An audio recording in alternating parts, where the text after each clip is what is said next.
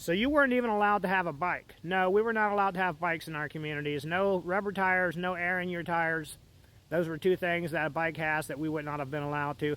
Maybe if it had like a hard rubber wheel, maybe they would have allowed it. I don't know. They did allow like scooters with bigger wheels, but we couldn't have air in those as well. So we didn't have pneumatic tires of any type. I don't remember if we had them on wheelbarrows, if they allowed that. I don't think we had one on our wheelbarrow. Ours was a solid tire. But I don't remember if it was forbidden or if that was just what we had, if that makes sense. But when I was a kid, I did have two bikes. I hid them out in the woods. And I got one at a garage sale for $1, and I found the other one at an abandoned house.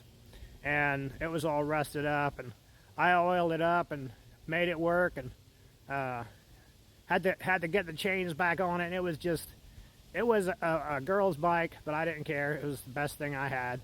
So I had it back in the woods. I remember riding it barefoot down a hill.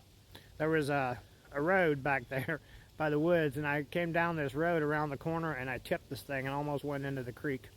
And I remember like putting my feet down to stop myself because it didn't have brakes. I remember putting my feet down in the gravel. I tore my feet up on the bottoms of them. I remember having pretty deep gashes from the rocks, but I prevented myself from falling into the creek before I went over the bridge. I would have went right out over the railing.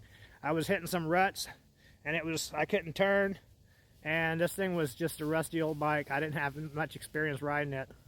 Most of it was gravity downhill, and I did take it into town one time on a Sunday when I was sure there were not going to be any other Amish people in town.